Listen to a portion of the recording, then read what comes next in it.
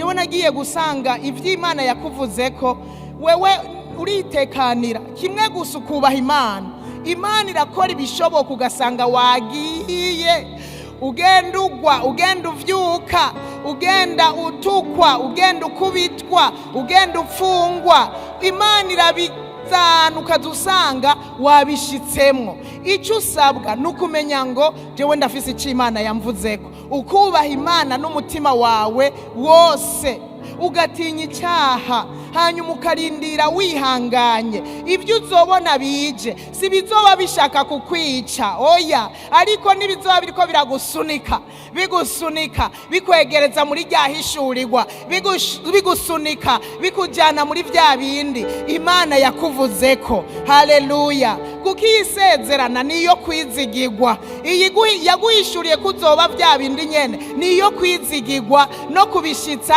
izobishitsa. Haleluya, haleluya. Nuhave wibaza ngo abantu bose bazogutahura.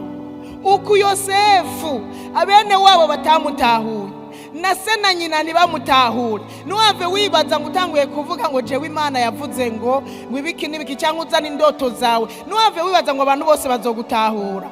Haba namba.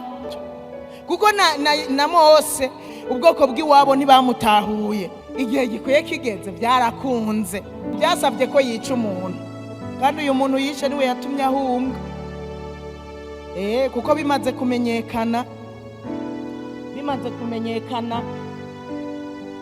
yarahunze, ariko aratinya Farawo. Amaze guhunga acaragenda gutegurwa. Rero gutegurwa ukundi, kandi hariya yari yateguwe mu bumenyi, ategurwa mu bushobozi, mu majambo nyene y'abanyegiputa.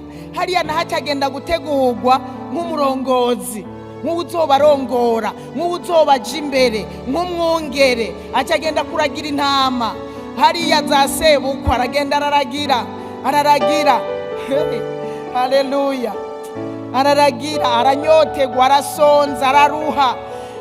Ariko ivyo vyose vyabaye Imana iriko iramutegura.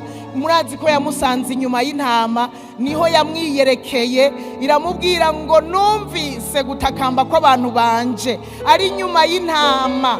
Yarahunze. Ibaze umuntu yavuye ibwami, yakuriye ibwami, n'ibintu bicuritse, yakuriye ibwami, ariko Imana irashobora kubicurika, igomba kuzokongera ikabigarukana hahandi, ibigarukane hahandi.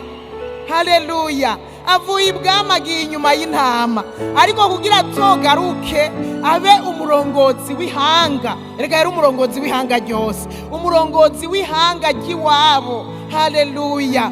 kandi icyo Imana yamuvuzeko yaragikoze pe. Yarabajabukije, abavana mu buja, arabajana. Nubwo atashitse mu gihugu cy'isezerano, yarajabutse arabakura mu maboko ya Farawo abiwabo.